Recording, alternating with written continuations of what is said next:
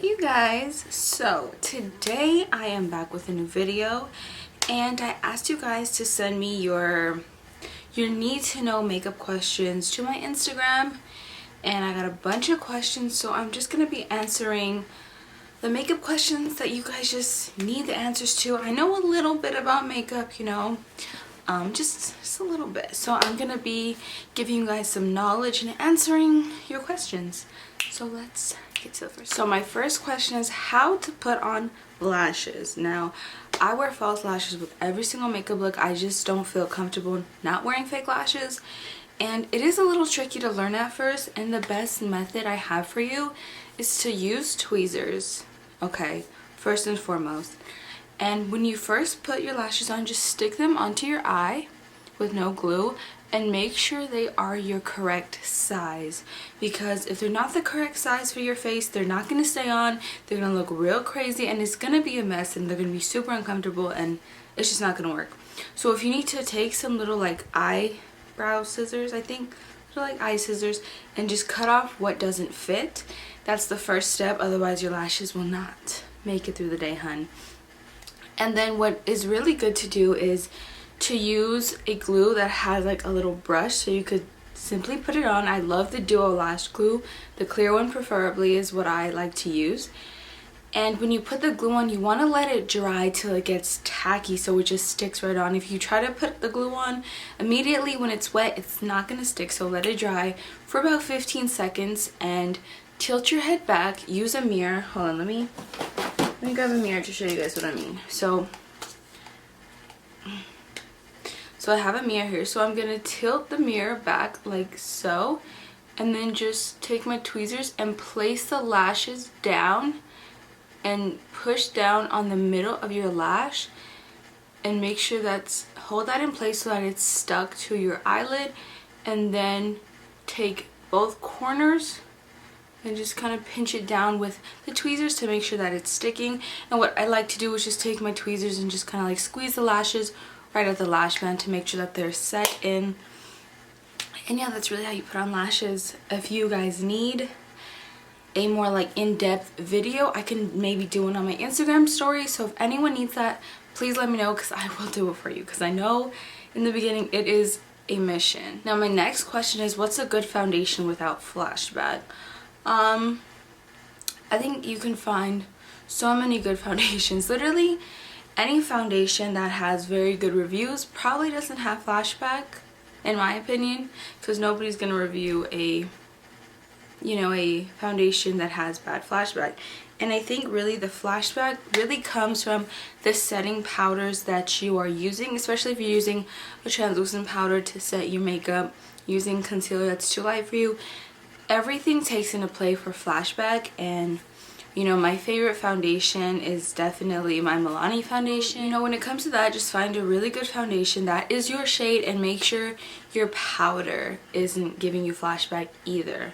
So you just have to experiment with makeup. The best concealer, my absolute favorite ride or die concealer that I want to use for the rest of my life, is actually my KKW concealer. I actually have my concealer right here. So it's this KKW concealer, and I use the shade 3 for brightening. Other favorite concealer is definitely this e.l.f. Camo concealer. The only thing about this concealer I don't like is that it dries pretty fast, so you really have to work with it. And then of course a staple is Tarte Shape Tape. Those are my favorite concealers. I've tried other concealers, and those are just what I go back to and I'll repurchase and I will actually use. Good makeup for oily skin.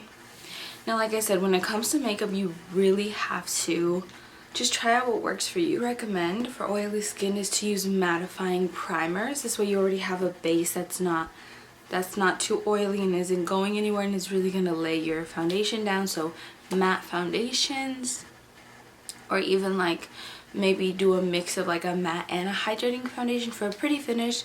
And then using a really good setting powder is really going to lock your makeup in place and yeah, keep it from going anywhere. And tips on making makeup look less cakey and more natural. Well, for that, obviously less is more, and it always is going to start with your base. So you always want to make sure your skincare is on point, your priming is on point, and you want to use makeup that's flattering for your skin. So if you know you have super oily skin and you use a very like luminous foundation, it's probably not going to be the best, and it's not going to look really natural. It's going to look too oily. Definitely want to use a foundation that's perfect for your skin. Using the right shades is going to make everything look more natural. Blending your makeup out to your neck is going to make it look more natural. If you don't want anything harsh, using soft brush strokes with like contouring and highlighting, you know, using less products is always going to make it look more natural. Make it look less cakey. Don't put on, you don't want to pack on the powder super heavy, you know.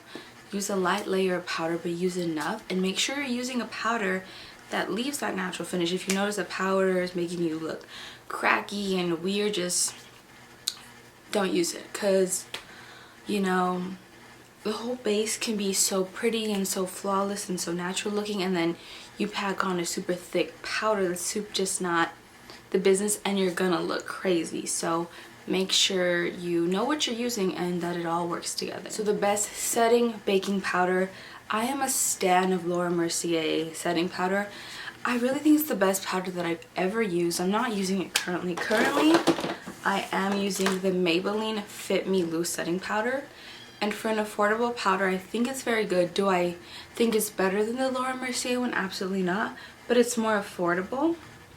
And then the other powder I also like is the MAC Patrick Star powder. But I don't even think they sell that. But those are my favorite powders. And it's just, I don't know, it just leaves your skin looking good. Favorite matte foundation.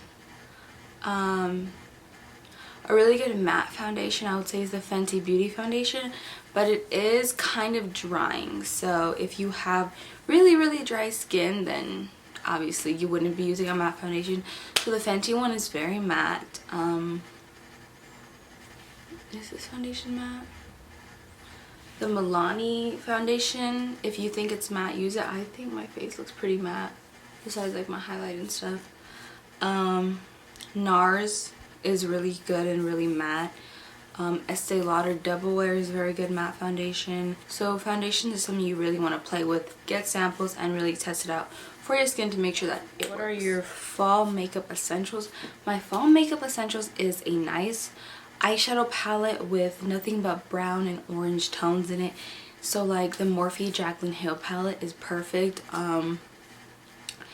The Soft Glam Anastasia palette, those are really essentials, because for fall you want to go more like that. I know my eye's pink today, but I mean, I don't really think that makeup should be limited to seasons, but some people do.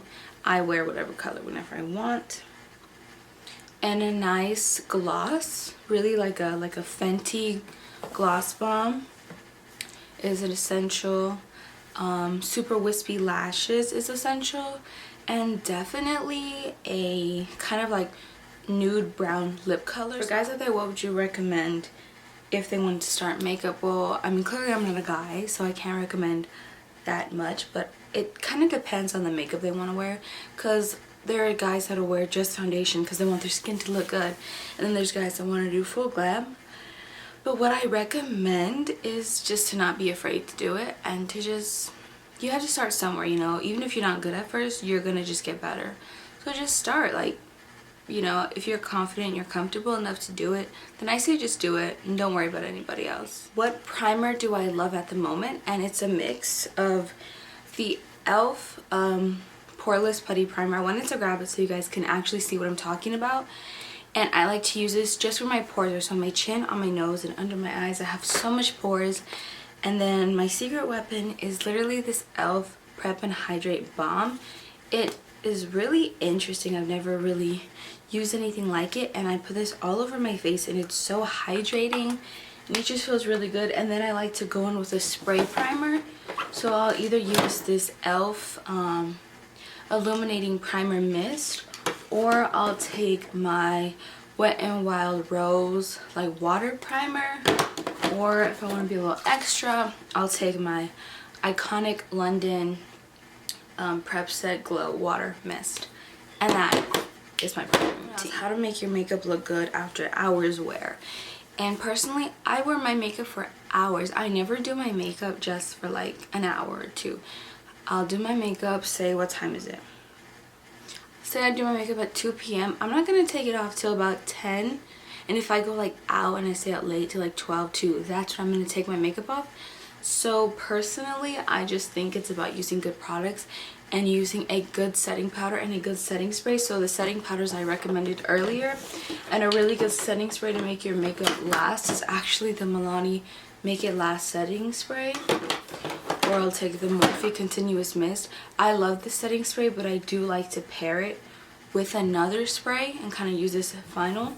Or using MAC Fix Plus in the middle of an application to really lock everything in. So if you want your makeup to last, you have to set it really good.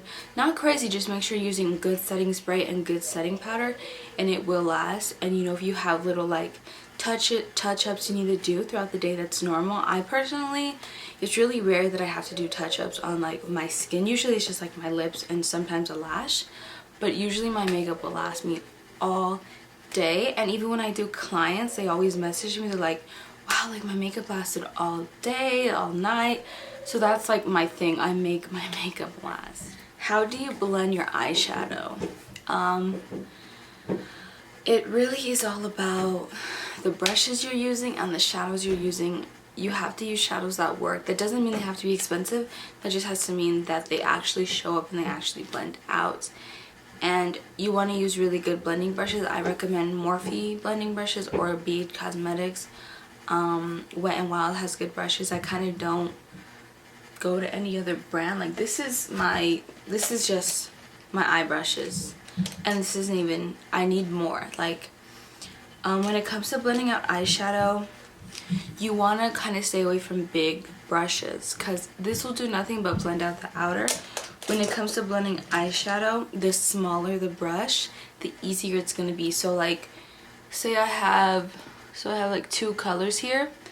I can use a bigger brush to blend the outside, and you want to use circular motions to really get a nice line, and then you can kind of go back and forth once it already is laid down. And then once you get like into the crease or into the inner V, you know, once you get smaller down the line, you want to use smaller blending brushes, smaller fluffy blending brushes. You want to use circular motions to really get that color there. So blending out eyeshadow is all about patience, and you just got to keep doing it and make sure you're using the right brushes. The question is, do I set and spray my makeup after, like as I'm doing my makeup, or I just wait till after my makeup's already done? Actually, a really good question, because what I like to do is obviously like I prime my face and then I'll do all my liquid and cream products, and then I'll set that all with a powder. And once I set it with a powder, you really want to melt that in. So I will take a spray and melt that all in, and then I will apply my powder products. So I'll do like my eyes, well no, I already have my eyes. I'll do like the powder on my face again, and then I will spray and then do my highlight and then spray one more time. So I kind of use a lot of setting spray, but my makeup will last all day. And I do the same thing with my clients, and their makeup will last all day. So I definitely recommend spraying more than once. This way your makeup can really melt in and you're really going to give it a chance so it will stay and it will not go anywhere. So thank you guys for sending those to me. I know people have a lot of questions sometimes, and if you have any questions, you can always ask me. You could DM me on my Instagram, my Twitter, my Snapchat here. Like, you can ask me and I will answer it. If you know, have any other questions, you could comment it down below and I will answer it there too. So if this video was helpful to you guys, please give it a thumbs up. You know, I like to share what I know. I don't know everything, but I know a few things, so I really love to share that with you guys.